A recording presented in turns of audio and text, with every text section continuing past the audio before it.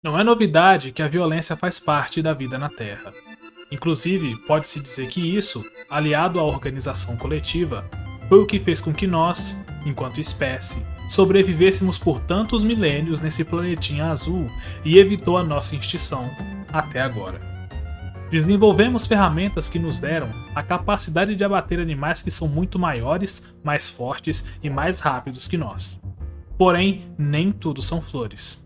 Esses mesmos artifícios também geraram assassinatos, roubos e, em uma escala maior, guerras e genocídios. Hobbes contemplava a ideia de o ser humano conter a maldade inerente dentro de si e que ela nos compele a viver em conflito um com o outro. Não é difícil imaginar que o desfecho disso seria nós nos auto-extinguindo. Para que esse cenário seja evitado, é necessário haver um acordo, que os filósofos contratualistas, centrados na figura do já citado Thomas Hobbes, junto com John Locke e Jean-Jacques Rousseau, chamam de pacto social. Um acordo em que o indivíduo cede uma parte de sua liberdade a uma organização que o represente e garanta direitos básicos a ele e aos demais. Essa organização sendo conhecida como Estado. E em troca, o indivíduo compromete-se a não cometer certos atos que possam ameaçar o bem comum e de, caso ele venha a cometer, sofram punições exemplares para restabelecer a antiga ordem. Somos ensinados a não dirigir sob o efeito de álcool porque, dessa maneira, estamos colocando a nossa vida em risco e a de outras pessoas também.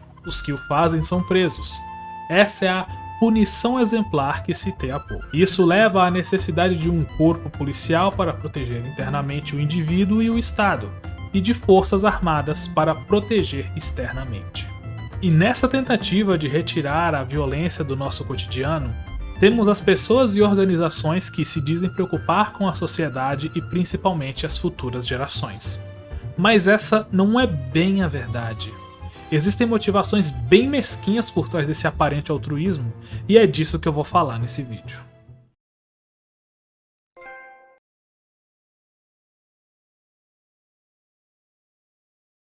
No último domingo, a emissora Record fez uma reportagem falando dos aparentes malefícios que a obra Death Note causa na mente das pessoas que o assistem e acusando suas adaptações de anime e de filme de se travestir de algo feito para crianças, o que obviamente não é verdade. É só olhar a classificação indicativa. Logo no início da reportagem temos a fala do psicoterapeuta Léo Freiman. Infelizmente, a nossa cultura vem abraçando a morte e a violência cada vez mais frequentemente. O que é bem verdade. É tão verdade que nós, enquanto população, colocamos na posição de pessoa mais poderosa do país um homem que no passado defendeu abertamente a tortura. Eu até sou favorável que a CPI, no caso de Chico Lopes, tivesse pau de arara lá. Ele merecia isso, pau de arara. Funciona. Eu sou favorável à tortura, tu sabe disso. E o povo é favorável a isso também. Incentivou guerra civil. Desculpa, né? Através do voto, você não vai mudar nada nesse país. Tá? Nada, absolutamente nada. Você só vai mudar, infelizmente, quando um dia nós partimos para uma guerra civil aqui dentro. Né? E fazendo um trabalho que o regime militar não fez. Matamos 30 mil. Sonegação de impostos. Tá bom, somos nós aqui que estamos pagando imposto aqui embaixo. Inclusive, Xará, conselho meu e eu faço. Eu sonego tudo que for possível. Se eu puder não pagar o negócio na fiscal, eu não pago. E declarou que inocentes morrendo é algo aceitável e que ficaria feliz com isso. Vai morrer alguns inocentes? Tudo bem, tudo quanto é guerra morre inocente. Eu até fico feliz se morrer, mas desde que vá 30 mil outros junto comigo. De fato, já há muito tempo viemos abraçando uma cultura de violência. Mas é irônico que critiquemos algo ficcional com tanto afinco, enquanto no mundo real esse tipo de coisa acontece e nós fiquemos tão letárgicos. Logo em seguida, é mostrada como uma família em específico lida com o que seus filhos podem ou não assistir. E como plano de fundo vemos uma criança de 12 anos lendo o livro The Deadly Curse of Tokorei, livro com demônios de forças ancestrais malignas. Será que esse pode porque ele condiciona uma visão cristã extremista, onde qualquer coisa de outra cultura é vista como coisa do demônio? Pouco depois, a reportagem fala de uma suposta garota que havia comprado o caderno e um tempo depois o encheu com nomes, entre eles o da própria mãe. A parte estranha aqui é que diversos pais foram chamados para a entrevista, mas especificamente os pais dessa garota não aparecem em momento algum, o que é curioso. Não seria interessante termos justamente eles para falarem dessa situação, a reação deles, o que eles acharam? Depois, a reportagem diz que os pais que não aparecem pediram a ajuda da Força Teen Universal, grupo da Igreja Universal que por acaso também é a dona da emissora. Em sequência temos as falas de Anderson Torres, ministro da Justiça do PSL, falando acerca da classificação indicativa, o que novamente preciso frisar, Death Note não se propõe como algo para crianças, ele é para maiores de 18 anos. E depois de Altair Moraes do Partido Republicanos, que inclusive apareceu em sessão no plenário, defendendo a proibição das vendas das réplicas dos cadernos, falando sobre o mesmo assunto na Record. Isso aqui é apologia à violência.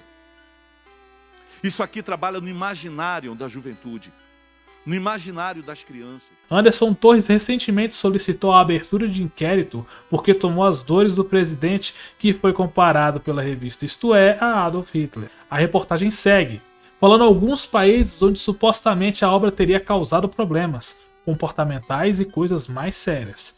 Pergunto, foi simplesmente por consumir o anime, o mangá ou os filmes? Ou existe todo um conjunto de motivos atrás? Pais ausentes?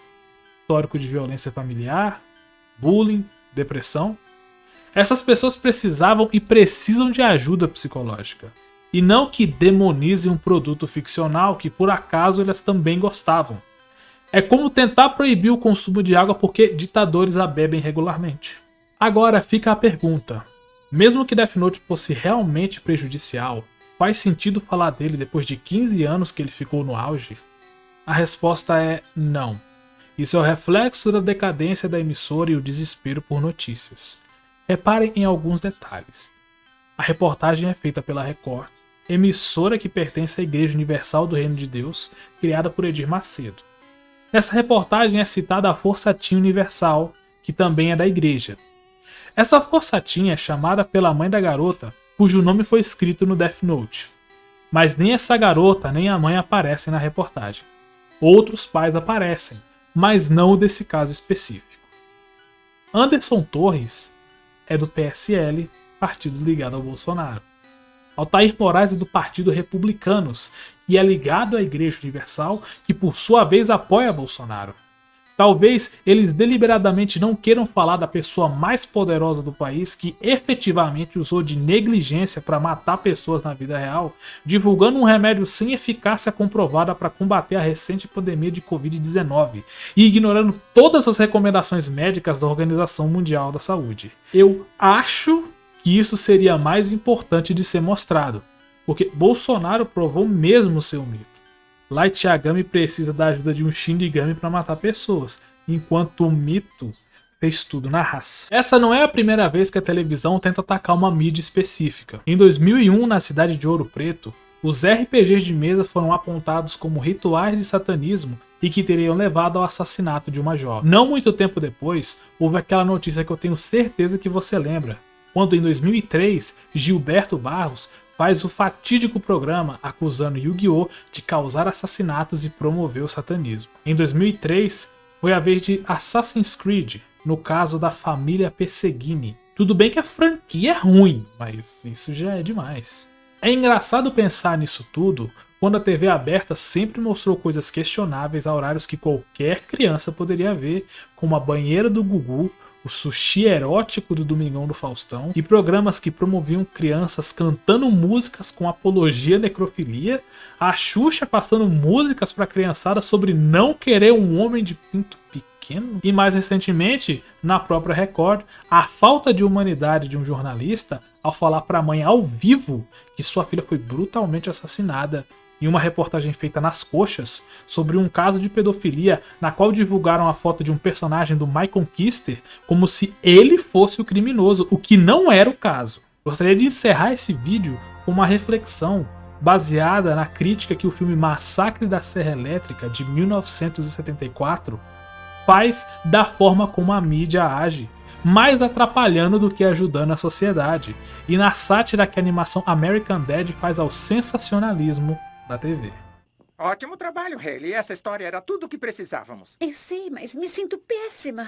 Minha mãe tá arrasada. Sim, o bebezinho dela sumiu. É por isso, ele não sumiu de verdade. Sabe, eu meio que armei tudo. Oh, meu Deus, Hayley! Você é uma jornalista. O quê? Claro, não reportamos as notícias, nós as criamos. Fatos acabam tomando muito tempo. Ficção é o novo fato. O impossível agora é provável. Eu sou a luz diante a escuridão. Em 40 segundos com o nome anotado, você sente a trava no seu coração. O poder de um Deus sobre as minhas mãos. Eu assino o livro por